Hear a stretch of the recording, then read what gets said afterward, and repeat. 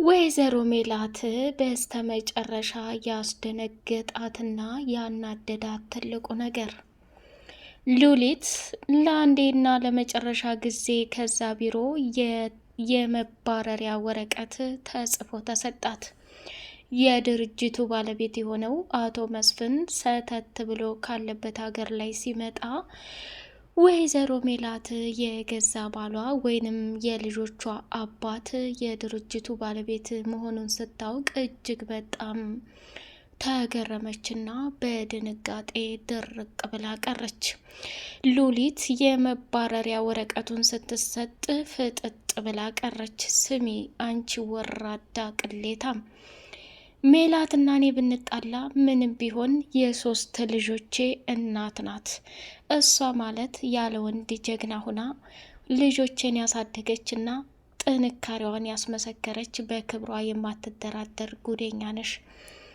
አንዳንዴ እኮ የድርጅቱን ሁኔታ በተለያዩ መረጃዎች ሲደርስልኝና እንዲሁም ደግሞ አንዳንድ ሰዎች እየደወሉ ሲነግሩኝ በጣም እድገት ላይና ለውጥ ላይ ያለ መስሎኝ ነበር። የቀን ጎደሎ ሜላትን ቢጥላት፣ አንቺ ግን እንደዚህ የምታሰቃያትና መከራ የምታስበያት አልመሰለኝም ነበር። ሉሊት ያለ መግባባት ጉዳይ ተፈጥሮ እንጂ ይሄ ድርጅት የወይዘሮ ሜላትና የልጆቼ ነው። ሚስቴን ግን እንደዚህ ከፍ ዝቅ እያደረግሽ እንድታሰቃያትና መከራ እንድታበያት በፍጹም አልፈልግም አለና ሉሊት የሰራችበትን ደሞዝ ሰጥቶ ከዛ ቢሮ ላትመለስ ለአንዴና ለመጨረሻ ጊዜ አቶ መስፍን አሰናበታት። ወይዘሮ ሜላት በቁሟ ድርቅ ብላና ድንግጥ ብላ የቀረችው እጅግ በጣም ተአምር ነገር ተፈጠረባት። አቶ መስፍን በችግር ጊዜ ወይንም የወይዘሮ ሜላት ንብረትና ሀብት እገዳ ላይ ሆኖ ችግርን አብሮ ላለመጋፈጥ ትቶ ሄዷል ብላ እያለቀሰችና ደም እንባ እያነባች ነበር። ሆኖም ግን በጎን ይሄንን ድርጅት መስራቱንና ይሄ ድርጅት የነሱ መሆኑን በፍጹም አላወቀችም ነበር። ሉሊት ከዛ ቦታ ላይ በወይዘሮ ሜላት የተባረረች መስሏት እጅጉን በጣም እየተቃጠለችና እየተናደደች ትገኛለች። ወይዘሮ ሜላት እዛ ድርጅት ውስጥ ከገባች በኋላ በወይዘሮ ሉሊት ምክንያት ውርደትና ስድብ እንዲሁም ደግሞ እሷን ዝቅ እያደረገች ስታሰቃያት ነበር። በመጨረሻ የገዛ ልጇን ሀናን የጽዳት ሰራተኛ ከያዘች በኋላ እጅግ በጣም በሚያሳዝን ሁኔታ ለ2 ዓመት ውል አስፈርማ ድርጅቱን ለቃ እንዳትወጣ እስከ ልጅዋ ድረስ ከባድ አደጋና ከባድ ችግር ውስጥ አስገብታት ሀናን ለመጠበቅ ስትል ወይዘሮ ሜላት ለአንዴና ለመጨረሻ ጊዜ ተባራ ስታበቃ ሉሊትን ይቅር ብላ ወደዛ ድርጅት የተመለሰችበት ምክንያት ሀናን ለመጠበቅ ነው። ሀናም ደግሞ እውነታውን ስታውቅና እውነታውን ወይዘሮ ሜላት ስትነግራት ሉሊትን እንቅ አድርጋ ልትደፋት ስትል በመጨረሻ ሀንቾና ወይዘሮ ሜላት ሉሊትን ለመጣል እቅድና አላማቸውን ቀጠሉ። በመጨረሻም መስፍን መጣና ሉሊትን ከዛ ድርጅት አንጠልጥሎ ስላወጣት እጅግ በጣም ደስ ብሎናል። ሉሊት ታሬንም ቢሆን ከዛች ካሮጊት ጋር ሆነ የምታረገውንና የምትሸርበውን ነገር አቁም። እኔ እኮ የዚህ የድርጅት ኃላፊ መሆኔን እረሳኸው እንዴ?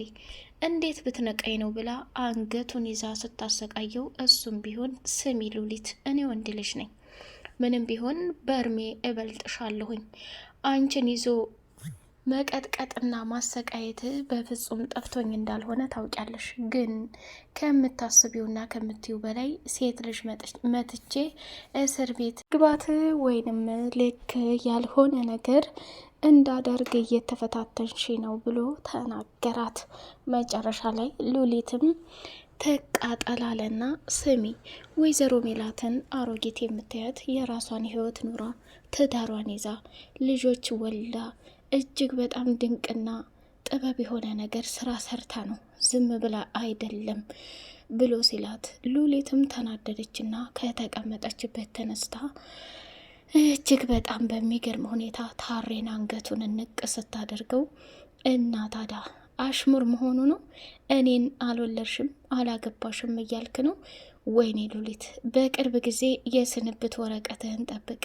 ታሬ እኔ ሉሊት መሆኔን አላወክም መሰል ብላ ተመጻደቀች። ወይዘሮ ሜላትም ሰላምና አንድነትን ለመፍጠር ብላ ቡና ይዛ መጣችና ሉሊትዬ ዛሬ ጧት ጀምረሽ ስራ ላይ ነሽ፣ እስኪ ይህንን ቡና ጠጪ፣ በዛውም ደግሞ ማነቃቂያ ይሆንሻል፣ የማግዝሽም ነገር ካለ አብሬ ልስራ ብላለቻት። ሜላት እንግዲህ ሀንቾ ጋር በተመካከረችው እቅድና መሰረት ወይዘሮ ሉሊትን ወጥመድ ውስጥ ለማስገባት ነበር። ሉሊት ግን ከሚባለው በላይ የንቀትና የጥጋቧ ልክ ሜላትን ከፍ ዝቅ አድርጋ፣ ሜላት ይሄ ባህሪ ላንቺ ደስ አይልም፣ የአንቺ ባህሪ ከአቅምሽ በላይ ኦቨር መሆንሽና ካሰብሹ በላይ ትልቅ ነገር ማሰብሽ ነው። ይሄ ግን ቡና ይዞ መጥቶ እንደዚህ መመሳሰልና ቡና ይዞ መጥቶ እንደዚህ መሽቀርቀር። ሜላትም ከዛ ቦታ ላይ አንገቷን ደፍታ የሰራችውን ቡና ተመልሳ ይዛ ሄደች። ሰላም ሰላም! ውድ የተከበራቸው የቻናል ቤተሰቦች፣ እጅግ በጣም ተወዳጁና በጉጉት የምንጠብቀው ኖላዊ ድራማ እንደቀጠለ ይገኛል። የወይዘሮ ሜላት የስቃይ ፈተና እየበዛ ይገኛል። ምናሴ ከትንሣኤ ጋር ሆኖ ያየውን ነገር ማመን አቅቶት በተደጋጋሚ ለእናቱ የተፈጠረውን ነገር እየነገረ ነበረ። ሜላትም ደግሞ ማዳን የማትችለውን ቁስል አትነካካው ምናሴ፣ እኛ አሁን ላይ ከምትለውና ከምታስበው በላይ በፍጹም መርዳት የምንችልበት ጊዜ አይደለም። ዛሬ ላይ አንድ ሰው እራበኝ ብሎ ቢል ዳቦ ገዝተን እንኳን መስጠት የማንችል ሰዎች ነን። ስለዚህ መርዳት የማትችለውን ሰው ባትታገል በጣም ደስ ይለኛል ብላ ወይዘሮ ሜላት ምናሴን በዚህ በኩል ነገረችው። ትንሣኤ እንግዲህ ፓራላይዝ ሁና እህቷ ትሁት እያደረገች ያለችውንና እየሰራች ያለችውን ነገር ለማወቅ ብትጥርም ምናሴ እባክህ ትሁት ምን እየሰራችና ምን እያደረገች እንደሆነ ተከታትለህ እውነታውን ብነግረኝ በጣም ደስ ይለኛል ብላ አለችው። እሱም ትንሣኤ አንቺ አዘሺ ነው፣ ትሁትን ተከታትሌ እየተፈጠረና እየሆነ ያለውን ነገር አሳውቅሻለሁ ብሎ አላት። እሷም በጣም በሚያሳዝንና በሚገርም ሁኔታ ምናሴን ስታየው የመኖር ፍላጎቷና ደስታ እየጨመረባት ይገኛል። ምናሴ ትንሣኤ እንደዛ የሆነችበትን ምክንያት እንዲሁም ደግሞ ከዛ ከሀብትና ከዛ ከንብረት ወርደው ድህነት ላይ መውደቃቸው በጣም ጥያቄ ሆኖበት የተፈጠረውን ነገር ንገሩኝ ቢላቸውም በፍጹም ትንሣኤ መናገር አልፈለገችም። መጨረሻ ላይ ሽንኩርት ምናምን እየከታተፈች ዘይት የለም ነበርና እኔ ጥሩ ምግብ እሰራልሻለሁ አትጨናነቂ ብሎ ሲላት ዘይት እንደሌለ ሲያይ ዘይት የለም እንዴ ብሎ ሲጠይቃት የለም እና እኔም ደግሞ ዘይት አልወድም ብላ አለችው። እሱም ተረዳትና ለመግዛት ወደ ሱቅ አመራ። ወደ ሱቅ ከመሄዱ በፊት ግን ወደ ሽንት ቤት እንዲወስዳት ጠየቀችው። ከተቀመጠችበት ፍራሽ ላይ አንስቶ ዊልቸር ላይ ሲያስቀምጣት እሷም ከምናሴ ጋር ያሳለፈችው ትዝታ በፍቅር ማስታወስ ጀመረች። ተምቹ እንግዲህ ኤልያስ ሱቁ ላይ መጋረጃ እየሸጠ ነበርና ስማ ተምቹ፣ ለመጣ ለሄደው የማይሆን ነገር የምታደርግ ከሆነ ይህ ሱቅ በቅርቡ ኪሳራ ላይ መውደቁ ነው። እኔ ደግሞ ተጠያቂ አይደለሁም። አሁን ትናንትና ለዛች ለልጅ የሰጣት መጋረጃ በጣም ብዙ ብር ነው። የማይሆን ነገር አታደርግ ብሎ ቢለው በፍጹም አላመነም ነበረ። ጆሮ ሱሴን እዛ ሱቅ አብራ ከኤልያስ ጋር እንድትሰራ ከተምቹ ጋር ተመካክሮ አመጣት። ጆሮም ደግሞ ለሱሴ ያለው አመለካከት እጅግ በጣም ረቂቅ ነው። ተምቹም ደግሞ ሱሴ እዚህ ቦታ ላይ እንግዲህ ከኤልያስ ጋር በደንብ ስራ እያገሹ ትሰሪያለሽ ብሎ አላት። ኤልያስም ደግሞ እናንተ ምን ሆናችሁ ነው? ለእኔ ለአንድ ሰው እኮ ስራው አልበዛብኝም፣ እኔ ብቻ ሰራዋለሁኝ ብሎ ቢል ሱሴም ደግሞ እኔ ታንተ ጋር ለመስራት ፍላጎት እንደሌለህና ምቀኝነት ይታይብሃል ብላ አለችው። ኤልያስም አረ በፈጠረሽ እኔ እንደዛ አላሰብኩም፣ ችሎታው ካለሽ በ3 ቀን በ4 ቀን ውስጥ ትለምጀዋለሽ ብሎ አላት። ሱሴም የተወሰነ ሰዓታት እዛ መጋረጃ ሱቅ ላይ ቆየችና ኤልያስን ብር ስትጠይቀው እሱም በጣም ተናደደና ወደ ጆሮ ደወለ። ጆሮም ደግሞ የምትፈልገውን ብር ለሱሴ ስጣት ብሎ ሲል 500 ብር ተሸክማ ሄደች። ተምቹና ጆሮ በጣም በሚያሳዝን ሁኔታ ስለ ሱቁ ነገር ከባድና አደገኛ ኪሳራ ላይ እየጣሉት መሆኑን ገና አልገባቸውም።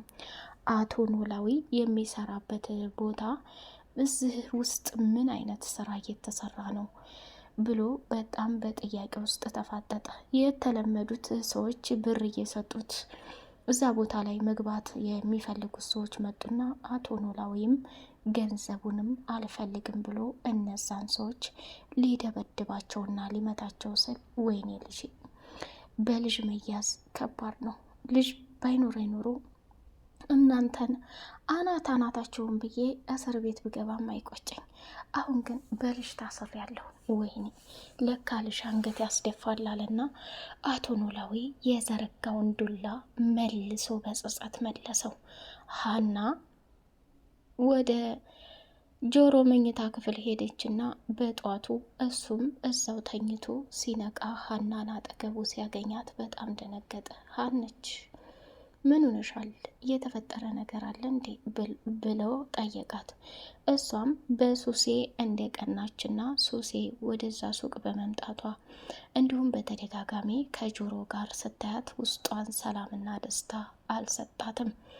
መጨረሻ ላይ ጆሮም ሀና በፊትም ቢሆን ለእኔ ሳቶኝ ከእዝራና ከኤልያስ ጋር ሆነሽ ለአንቺ ያለ ክብርና ስሜት እጅግ በጣም የተለየ ነው። አሁን ላይ ደግሞ ምንም የሚቀየርም የሚለወጥም የለም። እኔ ከምታስቢውና ከምትይው በላይ ለአንቺ ክብርና ቦታ አለኝ። ግን የሌለ ነገር ባታስቢ እጅጉን በጣም ጥሩ ነው ብሎ አላት። ሀና በከባድ ሁኔታ እየቀናች ሱሴን አገኘቻትና ስሚ ሱሴ፣ የዛኔ እንደፈለግሽ ስታደርግኝ ስትወገኝም ጭምር ዝም ያልኩት ጆሮ አንቺን ስለሚወድሽ እና እንደ እህት ስለሚያይሽ እሱን ለማስደሰት ብዬ ነው። አሁን ግን አንቺን ለመጣልና አንቺ የፈለግሽውን ነገር ለመክፈል አቅም አንሶኝ እንዳልሆነ ወቂ። ካሁን በኋላ ከጆሮ ስርስር የምታደርገውን ነገር አቁሚ ብላ አለቻት። ሱሴም ደግሞ ወይኔ ሱሴ እንኳንም ተእስር ቤት ተፈታሁኝ። ሀና እኔ በህይወት እያለሁኝ የሀናም ቅናት እንደቀጠለ ሆኖ ወደ ተምቹ ጋር ሄደችና ስማ ተምቹ፣ እኔ ከሚባለው በላይ እየሆነ ያለውን ነገር እየፈራሁ ነው። ሰሞኑን ከሱሴ ጋር ያላቸው ነገር አሴር በጣም እየፈራሁ ነው ብላለችው። ስሚ ሀና፣ ይሄ ጀዝባ ወዴትም ሊሄድም አይችልም። እውነቱን ለመናገር ሰሞኑን ከሱሴ ጋር ያላቸው ቅርርብና አብሮ መሆን በጣም በጣም በጣም ከባድ ችግር እየፈጠረ ሊሆን ይችላል። ግን እመኒኝ፣ እኔ አንቺን ስለማከብርሽና ስለምወድሽ ጆሮ እሱሴ ላይ ምንም አይነት ስህተት ሊፈጽም አይችልም ብሎ አስጠነቀቃት። ሉሊት እንግዲህ በሚገርም ሁኔታ ከታሬ ጋር ምግብ አዘዙና እየበሉ እንትን ሊሉ ሲሉ ያንን ምግብ ከመቅረቡ በፊት ወይዘሮ ሜላትም በቤት ድንብላል የሰራችላትን ምግብ አብራ ከነሱ ጋር ለመብላት እጅግ በጣም የሚጣፍጥና ደስ የሚል ሽሮ ነው፣ አብረን እንብላ ትወዱታላችሁ እያለች ስትላት እንግዲህ ሉሊትም በጣም ተናደደች እና አንቺ ችጋራም ድሃ ከኛ ጋር ይህን የመሰለ ምግብ አዘን አንቺ ሽሮ እዚህ ላይ ስትጨምሪ አይደብርሽም? አሁንም ቶሎ ብለሽ ይሄን ምግብ ይዘሽ ሄደሽ ለብቻ ሽዥና ብይ ብላ አባረረቻት። ታሬም በጣም አዘንና ወይዘሮ ሜላትን ይቅርታ ጠየቃት። ሜላትም እጅጉን በጣም ከፍቷት እያለቃቀሰች ትገኛለች። በቀጣይ ፓርት እስከምንገናኝ ቻናሉን ላይክ፣ ሰብስክራይብ አድርጉ።